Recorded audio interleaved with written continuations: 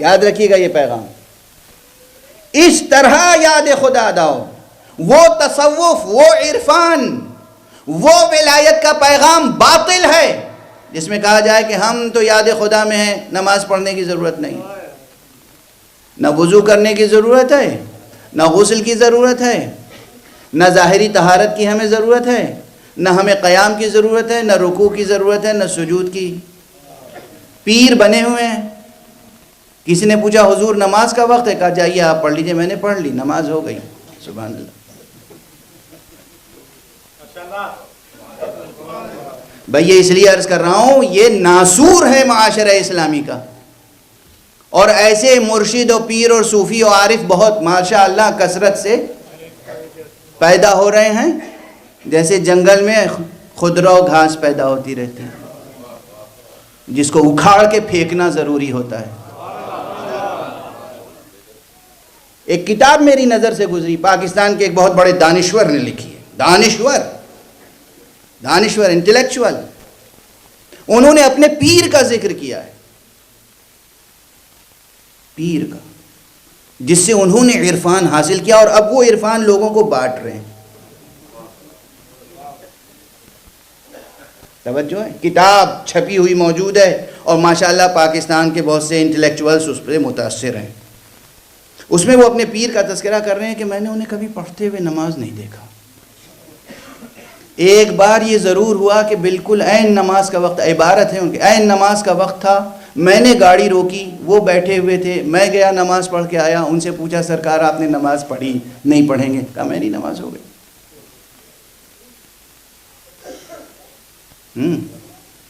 یعنی یاد خدا قائم ہے، اس لیے نماز کی ضرورت ہی نہیں ہے. قرآن کیا کہہ رہا ہے؟ وَذَكَرَ اسْمَ رَبِّهِ فَصَلَّى. اس طرح یاد خدا دل میں ہو کہ نماز ادا ہو. فصلہ کے معنی سمجھے آپ؟ یہ ایک معنی ہے، یہ بھی ایک معنی ہے. یہاں معنی ختم نہیں ہو جاتے. توجہ ہے. ہم نے کہا نا تہ در تہ معنی ہے. یہ ایک معنی ہے. اس کے آگے معنی کیا ہے؟ نماز فَذَكَرَ اسْمَ رَبِّهِ، یعنی جس نے اپنے رب کا نام یاد کیا. خود رب کا نام یاد کرنا تو نماز قائم کرنا ہے. پھر فصلہ کے کیا معنی ہیں؟ یعنی جس نے نماز پڑھی لیکن محمد پہ درود نہیں بھولا. یعنی اگر کوئی شخص نماز پڑھے اور نماز کا اختتام محمد مصطفیٰ اور آل مصطفیٰ پر درود و سلام پر نماز کا اختتام نہ ہو تو نہ اس کا سیر و سلوک مکمل ہے، نہ نماز مکمل ہے، نہ عبادت مکمل ہے.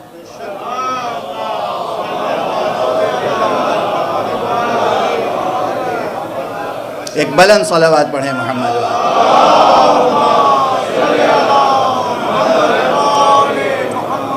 ایک اور صلوات پڑھ دیں.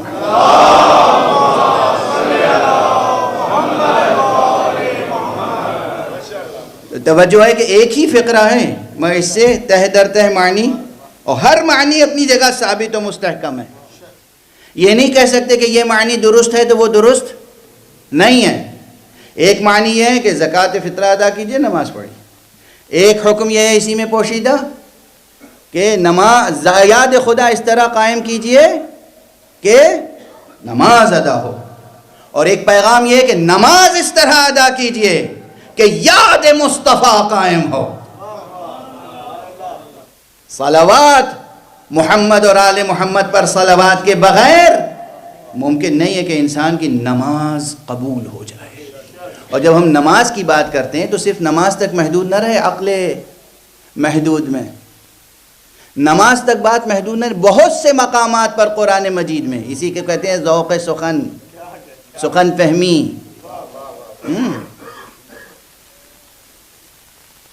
ہمارے ہاں عام دنیا کی ہر زبان میں روزمرہ کے محاوروں میں یہ چیز موجود ہے کہ جزء کا ذکر کر کے کل مراد لیا جاتا ہے. کبھی کبھی کل کا ذکر کر کے جزء مراد لیتے ہیں، کبھی ظرف کا ذکر کر کے مظروف مراد لیتے ہیں، کبھی مظروف کا ذکر کر کے ظرف مراد لیتے ہیں. ہے نا؟ اب وقت تو گزر رہا ہے لیکن بہرحال ان جملوں کی وضاحت کر دوں. میں مثال دے رہا ہوں کہ مثلا مجھے پانی پینا ہے. اب میں ان سے کہوں پانی دے دیجئے تو یہ اٹھا کے گلاس دیں گے مجھے. اگر ہتھیلی پہ پانی اڈیلنا شروع کر دیا انہوں نے تو آپ حضرات ان کے بارے میں کیا رائے قائم کریں گے؟ تو میں کہوں گا پانی دیجئے، یہ اٹھا کے گلاس دیں گے. گلاس ہے ظرف، پانی ہے اس میں مظروف، پانی اس کے اندر ہے. تو میں نے مظروف کا ذکر کیا اور انہوں نے ظرف اٹھا کے دیا. واضح ہے؟ واضح ہے. اسی طرح کبھی جزء کا ذکر کر کے کل مراد لیتے ہیں. مثلا اب یہ پورا ادارہ آپ کے لیے کھلا ہوا ہے، یہاں مجلس بھی ہوتی ہے، نماز بھی ہوتی ہے، سنڈے کلاس بھی ہوتی ہے. اب یہ اپیل کر رہے ہیں آپ سے کہ صاحب آپ حضرات توجہ فرمائیے، اس ادارے سے جڑیے. یہ دروازے ہمیشہ آپ کے لیے کھلے ہوئے ہیں. اس ادارے کا دروازہ آپ کے لیے کھلا ہوا ہے. تو ذکر تو صرف دروازے کا ہوا. اب دروازہ کھلا ہوا ہے کہ مانیے کہ آپ دروازے پہ آ کے کھڑے ہو گئے اور اب پوچھیں میں مجلس میں شریک ہو سکتا ہوں یا نہیں؟ صدر صاحب بتائیے مجلس میں بیٹھ سکتا ہوں یا نہیں؟ تو یہ کہیں گے میں نے کہا دروازہ کھلا ہوا ہے. کس لیے کہا؟ یعنی اب اس پورے ادارے میں دروازہ کھلا ہے، اس کے معنی ہے کہ ادارہ آپ کے لیے کھلا ہوا ہے، اس کی ہر ایکٹیویٹی میں آپ شریک ہو سکتے ہیں. کہنے والے اسی طرح کہتے ہیں. پیغمبر نے جو فرمایا تھا انا مدینۃ العلم وعلی بابها، میں شہر علم ہوں، علی اس کا دروازہ ہے، اور جسے شہر میں داخل ہونا ہو وہ دروازے سے داخل ہو سکتا ہے. صلوات پڑھ دیں محمد و آلہ.